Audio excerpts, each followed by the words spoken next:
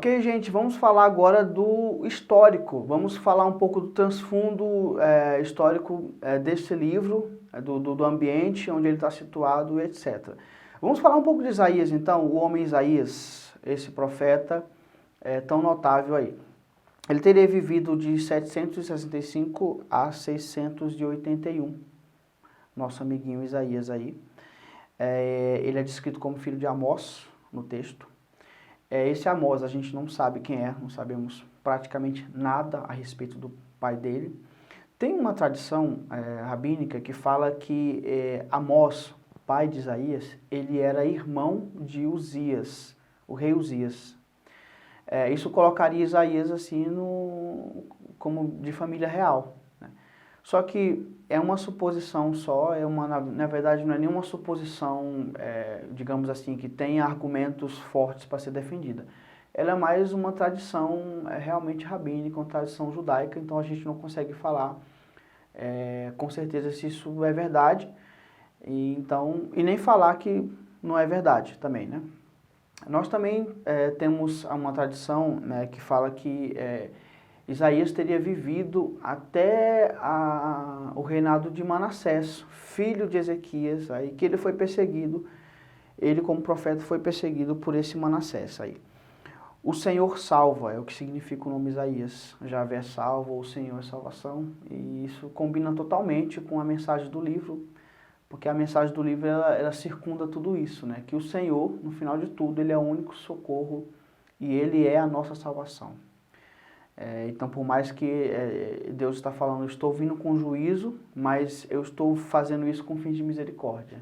Não adianta se apegar, não adianta fazer aliança com o Egito, aliança com os homens, buscar apoio, buscar proteção, porque no final de tudo, o Senhor é a salvação, ele é a única salvação que existe. A atividade profética desse Isaías se liga intimamente com a casa de Davi, né? Quando eu falo casa de Davi, eu falo com a descendência davídica, a descendência real aí, né? Ele é citado como cronista no livro de Crônicas, né? Então a gente já sabe que ele vivia ali no palácio como um cronista real.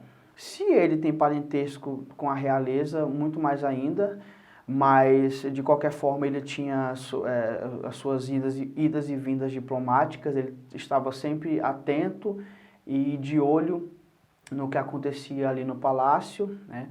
No reinado de Uzias e de Jotão, ele profetizou e poderia estar ali, como esses reis eram reis piedosos, com certeza ele tinha uma maior liberdade ali na casa real. No reinado de Acás, a liberdade dele pode ter sido diminuída, sim, com certeza, porque Acás foi um rei que fez o que era mal, né, e não buscou o Senhor. No reinado de Ezequias, ele volta a ser importante ali na casa real, digamos assim, porque ele é como se fosse um tipo de conselheiro de Ezequias e um profeta que Ezequias constantemente consulta ali. Ezequias dá muito ouvidos, porque Ezequias é um rei temente a Deus e um rei que fez uma reforma religiosa ali no reino de Jerusalém, tá? Disse a tradição rabínica que Isaías ele morreu cerrado ao meio ou ele foi morto à espada, um dos dois. Mas o que é defendido é que foi Manassés que mandou fazer isso. Durante o reinado de Manassés, ele foi morto dessa forma aí. Liga-se a uma descrição que a gente tem em Hebreus capítulo 11, versículo 37. Quando fala dos heróis da fé, que muitos morreram assim, muitos morreram daquele jeito, e que muitos foram outros cerrados ao meio, né? Disse que esse livro de Hebreus está fazendo uma citação direta à forma como Isaías morreu e outras pessoas tiveram morrido também, né? Bom, mas por mais que esse ambiente, essa morte de Isaías, ela combina com o reinado maligno de Manassés, e que Manassés com certeza poderia fazer isso, enfim, como ele queimou o próprio filho em sacrifício, etc. Mas a gente não pode dizer com certeza que isso aconteceu, isso é uma tradição rabínica, a gente não consegue dar assim o veredito. Nós temos provas de que Isaías morreu assim, provas históricas nós não temos, tá? Mas isso é uma suposição. Então esse é o nosso amigo Isaías aí. Quando a gente vai falar do ambiente do livro, né, de outros nomes que são os reis em questão, que são quais? Uzias, Jotão, Acás e Ezequias. A gente está falando de um período longo, assim, de 40 e poucos anos aí, em que esses reis passaram, assim. E, na verdade, 40 e poucos anos eu estou contando com o final do reinado de Uzias, porque só Uzias reinou 52 anos, né? Falando de Uzias, foi um rei que fez o que era bom aos olhos do Senhor, isso nós temos descrito no livro de 2 Reis, no livro de Crônicas também. Só que foi um rei que deu uma vaciladinha ali no final do reinado dele, ele foi querer ministrar ali no altar do Senhor com incenso, que isso cabia apenas ao sacerdote, e porque ele fez isso, o Senhor feriu ele com lepra, e os últimos anos da vida de Uzias foi leproso, e o filho dele reinava no lugar dele, assim, né, por mais que ele estivesse vivo, porque ele teve que ficar isolado por conta da sua lepra. Nós temos Jotão, que foi o filho de Uzias. Ele fez o que era bom, só que ele não foi tão zeloso quanto o pai dele. Então, moralmente falando, ele ia decaindo um pouco. Então, por mais que ele fosse um rei que não é descrito como mal, mas um rei que foi descrito como fazendo algo bom, né, aos olhos do Senhor, mas ele não teve um zelo suficientemente para envolver o povo e para fazer algumas mudanças necessárias na nação. Agora, o filho de Jotão, Acás, esse foi terrível, né?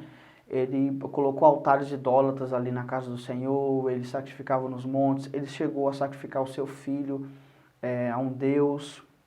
Então ele era totalmente aquém da vontade do Senhor, não queria nada com nada.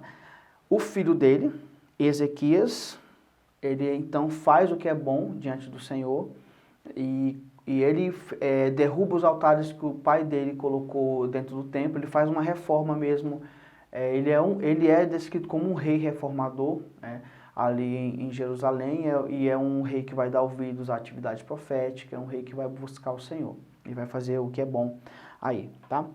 E o filho de Ezequias, que é Manassés, ele foi um desastre, né? Ele é descrito como o rei que fez pecar Israel, né? Foram 40 anos de apostasia do povo, que muito influenciado por esse rei, Manassés, tá bom? Na época de Acás, a gente tem uma crise política muito grande, porque a Síria está em decadência e a Síria está vindo cada vez mais forte ali para derrotar eles e tudo mais, e assim, derrotando a Síria, a Síria também tomaria a parte sul de Israel.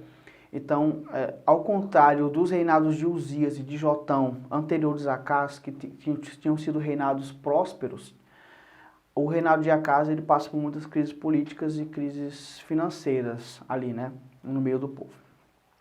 É nessa época de Acás que a gente vai ter a chamada Guerra Sírio-Efraimita. Por que Sírio-Efraimita? O que acontece é que a Síria se levantando e a Síria, com medo desse império, ele faz uma aliança com a parte norte de Israel, que é o reinado de Efraim, né, que é chamado de Efraim também. Então a guerra síria-efraimita é quando a Síria se junta com Israel norte, para tentar derrotar a Síria.